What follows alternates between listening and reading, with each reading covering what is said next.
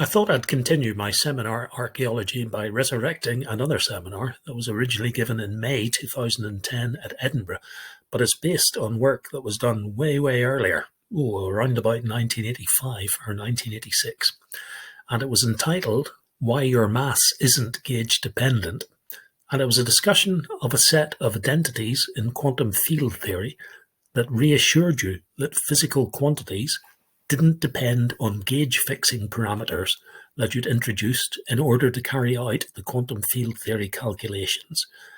It's going to concentrate on a particular simple toy model for this, the Abelian Higgs model, but a lot of the issues that arise are also present in the standard model and other quantum field theories, even quantum field theories for gravity. So in 2010, I apologised because it had been a very long time since I'd done any particle physics theory, PPT, related work. That's even more true now. So any inaccuracies, I apologise for in advance. But the topic of gauge dependence is something that's been picked over for many years and is still live. The stability of the vacuum for the universe in the standard model and the gauge independence of some calculations that have been done to determine this has been discussed quite recently in the past couple of years. And in 2010, I noticed that the Higgs particle, or I noted that the Higgs particle was back on the agenda. And this was certainly true. Its discovery was announced in July 2012, and the next year, 2013, the Nobel Prizes followed thereafter. So what am I going to talk about in this talk? I'll discuss briefly symmetry breaking in a complex scalar field theory. So that's spontaneous breaking of U1 symmetry, or rotational symmetry in effect. I'll discuss the Higgs mechanism, which occurs whenever you couple the complex scalar field theory to electromagnetism, a U1 gauge field. And then I'll discuss quantum corrections to this picture. The symmetry breaking is phrased in terms of the classical potential. So an obvious question is what happens when you add quantum corrections to this classical potential. And the quantum object, which includes the quantum corrections, is called the effective potential. And it's obtained by having a look at the one-particle irreducible generating functional in quantum field theory and taking the constant field limit of that. These calculations show that there's a potential problem. Quantities that should be physical, whenever they're calculated from the effective potential, even the minimum of the effective potential itself, the quantum corrected potential, look as if they depend on gauge parameters, which are artifacts that you introduced in the gauge fixing so that you could simply do the calculations. They should disappear by the time you get to physical quantities. We'll talk about the solution to this apparent problem, and the solution arrives in the form of Nielsen identities, which are a consequence of the gauge and an extended gauge invariance called the BRST invariance of the theory. And then to finish, I'll talk briefly about the application of these ideas, these Nielsen identities, in other areas such as the standard model and quantum gravity. So, spontaneously broken symmetry. If we've got a complex scalar field, which I can split up as phi1 plus I phi2, and an infamous Mexican hat style potential, the rotational symmetry is broken by the choice of vacuum. There's a spontaneous breaking of U1 symmetry. It's broken so long as the potential has a minimum away from zero. Here, the zero field is a local maximum, and the minimum lies around this ring, the bottom of the Mexican hat here. The vacuum is going to choose one of the points around the bottom of the hat to sit at. And if we want to see what the behaviour of the field theory is, we should expand around this point to see what the Lagrangian looks like. So the complex scalar field theory Lagrangian can be written like this. The V is just the Mexican hat potential that we showed on the previous slide.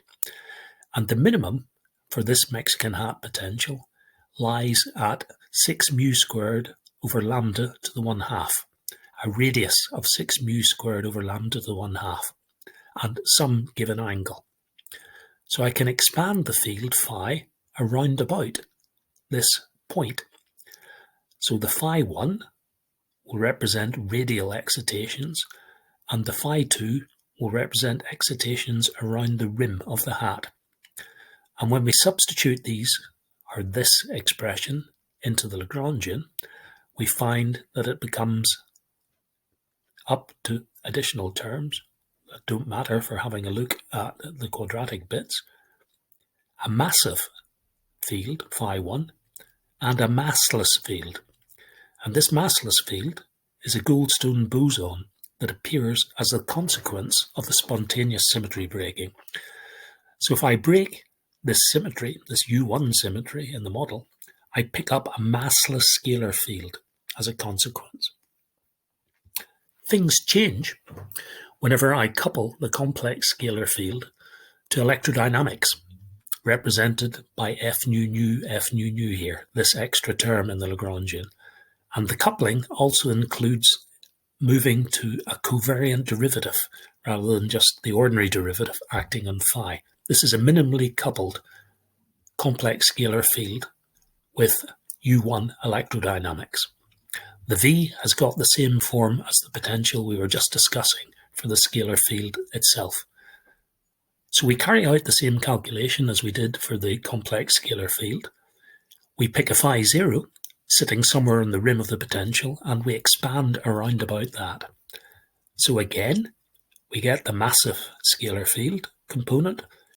We get what was the Goldstone boson, and we also have additional couplings between the field, or components of the field in the minimum, and the vector potential A nu. But it turns out that phi 2 is now surplus to requirements. Gauge invariance means that it can be gauged away. So the gauge invariance in the theory is two coupled transformations, one for the vector potential, like this, and another for the scalar field itself, a phase factor for the scalar field. And I can choose a unitary gauge such that the phi 2 is absorbed in a gauge transformation in a theta here. It disappears. So the would-be Goldstone boson interacts with the gauge invariance of the theory, and it vanishes. It's no longer there. Along the way, the gauge field, the A nu, has picked up a mass. If we go back and we have a look at this term, we can see there's an effective mass that has been generated for the vector field, the electrodynamics. So this is a way of giving mass in a gauge invariant manner to gauge bosons. And this is how it's used in the standard model as well, to obtain short-range interactions for gauge bosons. So let's write out in a slightly more convoluted manner the U1 Abelian Higgs model, also called scalar electrodynamics, that we've just been looking at. And I'll introduce a little bit of notation that's going to be useful when we are doing the quantum field theory calculations that follow on presently. So we've got the electrodynamics part, we've got the complex scalar, and we've got the interactions between the two now, which look like this. And this epsilon ij takes account of the sign factors in the different couplings. If we want to do quantum field theory calculations rather than just looking at the classical Lagrangian, we're going to need to fix the gauge in the gauge theory bit, in the U1 electrodynamics bit. And we do this with an RXC type of gauge fixing, which we write in terms of an auxiliary field, B. So if I integrate out the field B, I get a more standard form for the gauge fixing. And one particular version of this family of gauge fixing terms is the 't Hooft gauge, where I make a particular choice for this vector that I've introduced, this external vector that I've introduced in the gauge fixing term. The gauge fixing introduces ghosts, fermionic quantities corresponding to the gauge field, which are needed in order to make sure that the gauge invariance and the unitarity of the theory is preserved. So the ghost terms introduced by this gauge fixing are given by these two terms. There's a ghost and there's an anti-ghost. So these psi's are fermionic quantities, fermionic fields, which couple to the scalar field as a consequence of the gauge fixing. What we want in quantum field theory is to calculate the partition function in a functional integral. We're usually interested in a connected generating functional W of j, or the Legendre transform of this, which gives the one particle irreducible generating functional. So this gamma of phi bar, the one particle irreducible generating functional, is going to play the role of the classical potential once we take a constant field limit for the fields that appear here in the gamma. Some more useful additional definitions. I'll introduce two vectors in field space, EI and eta I. So I can write the V in terms of this, the constant value for the field. I can write phi I0 like this. I'll introduce a couple of masses that are going to become masses for the scalars. And I'll introduce this rather messy looking expression dn that's going to appear in propagators for the various fields. If we want to calculate things in quantum field theory using Feynman diagrams, we're going to need propagators for the various fields in the theory, and we're going to need the vertices for the interactions of these fields. So we've got ghosts, the psi fields, we've got the original scalars, our scalar field, phi, and we've got the gauge particles as well, the a mu. The ghost propagators are given by this expression, the scalars by this, and the gauge propagator is given by this rather complicated beastie. These simplify if I choose the 't Hooft gauge itself. So if I make a particular choice for this external vector that I introduced in the gauge fixing, the ghost propagator looks like this. The scalar propagator is much simpler, it looks like this. And the gauge propagator, again, is much simplified by comparison with the general case. Graphically, we can hide all of the nastiness behind these diagrams. So a ghost propagator is a dotted line, a scalar propagator is the straight line, and the gauge propagator is the wavy line here. We'll need vertices as well. So there's a scalar gauge interaction in the Lagrangian, which takes this value. So there's a derivative coupling in momentum space. The derivatives become these k's, these momenta. There's a scalar ghost coupling, which looks like this. And there's a scalar gauge coupling, which looks like this. So I've now got all of the ingredients that I need to do calculations in quantum field theory for this Abelian Higgs model. This model of scalar electrodynamics, a U1 gauge field coupled to a complex scalar with spontaneous symmetry breaking. And here's the pictures for the vertices. So again, any nastiness is hidden away behind these simple diagrams. What we want to calculate in the quantum field theory is the quantum equivalent of the classical potential to see if there's any difference to the classical picture of symmetry breaking. And we'll use this to discuss corrections to this classical picture. We obtain the effective potential by having a look at the constant field limit of the one particle irreducible generating functional. And we can calculate this in a loop expansion in quantum field theory by using the Feynman diagrams that I've just written down. So the one loop correction to the classical potential is given by this expression here. These logs follow by having a look at one loop expressions in the quantum field theory. We don't care so much about the details of evaluating this. What we need to observe is that if I differentiate this one loop correction to the classical potential, it depends on the gauge parameter that I introduced in order to do the calculations. The effective potential is supposed to be a physical quantity, like the classical potential itself. Its minima are going to tell me where I'm sitting whenever I've got spontaneous symmetry breaking. But it appears in this case that the corrections to the effective potential are dependent on unphysical gauge fixing parameters, these X's. That's a worry. If I have a look at other physical quantities that I calculate in this formalism, for instance, the mass squareds of various particles, these are given by the second derivative of the effective potentials. So I can do a loop expansion to calculate the quantum corrections to the classical values for the mass as well. And I can make life a little bit simpler for myself by choosing lambda to be of order e to the fourth. Lambda was the quartic coupling for the scalar field theory. E was the electric charge, the electric coupling. And if I do that, the mass squared expression is given by the classical value plus quantum corrections, which look like this.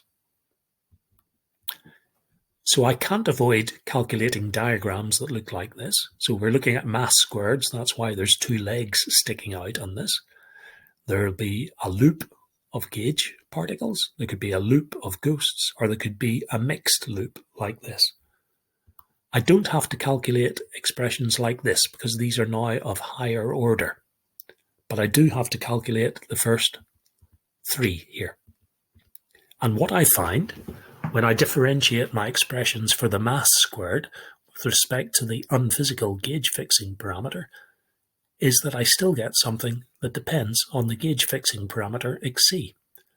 So it looks like my expressions for mass squareds also depend on some unphysical parameter that I've introduced simply to facilitate calculating the quantum corrections.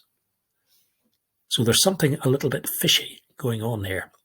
I should be getting physical quantities, but they're depending on unphysical parameters that I've introduced as a calculational device. The effective potential, the V, and these mass squareds, these masses, shouldn't be gauge parameter dependent. However, all could still be well, and this was pointed out a long time ago by Nielsen in 1975. What he noted was that there was still an implicit dependence that we'd forgotten about in doing these differentiations with respect to the gauge parameter. All would be well if we had an expression that looked like this. We'd calculated this bit already, but the phi, the argument of the effective potential, should also be a quantum corrected phi. It's not the classical value. So there's possibly, in fact there is, an implicit gauge dependence hiding in the phi. So if I could show that the theory gave me an expression like this, the implicit and the explicit dependence, the explicit dependence that I saw in the V and the implicit dependence that was hiding in the phi could cancel out, and all would still be well, because the total dependence of V and also m squared would be zero. And the interesting point is that this C ought to be the same for any physical quantity. So we want to see if this is the case, if the field theory, the symmetries of the field theory, give us this for free. Why is this a fix? Well, as we've noticed, the minimum of the effective potentials are at some phi bar, and this minimum will stay the same when I change the gauge parameter Xc if there's a shift in the phi bar as well to make sure that V min stays the same. In other words, if I have an expression like this, and this d phi bar by dxc will just be the c of phi that I've written on the previous slide. The Nielsen identities will do this job for us. So here's the man himself, N.K. Nielsen on the left here. Not the best teeth I've ever seen. He's not Holger Becht Nielsen, another famous Danish physicist. He's another Danish Nielsen. I guess Nielsen is like Smith in Denmark. There's lots of them. And N.K. Nielsen, our gentleman on the left, proved the requisite identities exist to ensure the gauge parameter independence of physical quantities using the BRST, Becky, Rui, Stora, and Tueten symmetry of the theory. So this is an extended version of the gauge symmetry, which is also still valid whenever ghosts and gauge fixing are included in the theory. Let's see how that works for the Abelian Higgs model for the scalar electrodynamics that we're looking at. So this BRST symmetry, Becky, Rui, Stora, and Tueten symmetry, is valid for the gauge fixing, the gauge fixed Lagrangian. And it's a nilpotent symmetry. If I apply it twice, I get 0. And the effect of the symmetry on the various fields in the Lagrangian is written here. It acts on the anti-ghosts like this. Remember, the anti-ghosts are fermionic quantities, so the epsilon is a fermionic parameter. The B is a bosonic field. It acts on the ghost fields. It just is simply 0. Same for the field B. The auxiliary field is introduced. It acts on the gauge field to turn it into a ghost. So that's fermionic, that's fermionic. And it acts on the phi like this.